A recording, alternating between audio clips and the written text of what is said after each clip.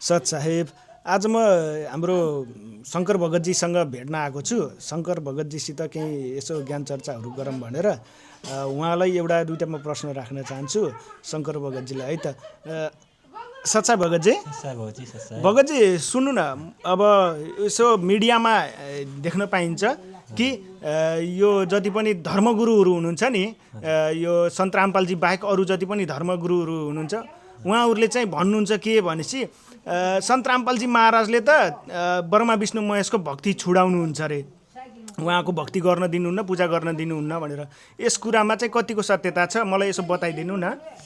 यसमा त सत्यता अलिकति पनि छैन, किनभने हाम्रो गुरुजीले पहिल्यै भन्नुहुन्छ कि तीनों देवा कमल दल बसे ब्रह्मा विष्णु महेश प्रथम इनकी वन्दना सुन सद्गुरु उपदेश भनेर हामीलाई ज्ञान दिनुहुन्छ। किनकि यिनीहरू ब्रह्मा विष्णु महेश भनेको हाम्रो कमल चक्र भनेको शरीरको कमल चक्रमा बस्नुहुन्छ। यिनीहरूको पहिला के गर्नु पर्यो, वन्दना गर्नु पर्यो। वन्दना गरिसकेपछि बल्ल हाम्रो गुरुजी सद्गुरुको उपदेश लिएर के गर्नुपर्ने हो, कसरी गर्नुपर्ने भने बल्ल हामीलाई सिकाउनुहुन्छ, त्यसरी हामीलाई ज्ञान दिनुहुन्छ। तर हाम्रो गुरुजीले चाहिँ यिनीहरूको ब्रह्मा विष्णु महेशको भक्तिलाई छोडाउनु हुँदैन।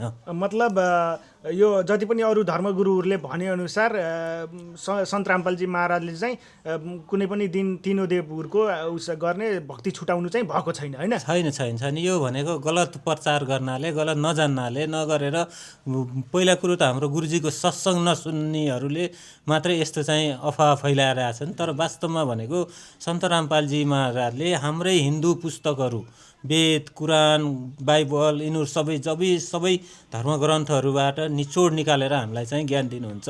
पहिला यिनीहरू ब्रह्मा विष्णु महेशको हामी लोकमा छौँ, यिनीहरूकै पहिला भक्ति गर्नुपर्छ, वन्दना गर्नुपर्छ, बल्ल हामी त्योभन्दा माथि स्टेपमा जान सकिन्छ भनेर हामीलाई पहिला ज्ञान दिनुहुन्छ। ए ल हुन्छ ल त हजुर, सच्चा।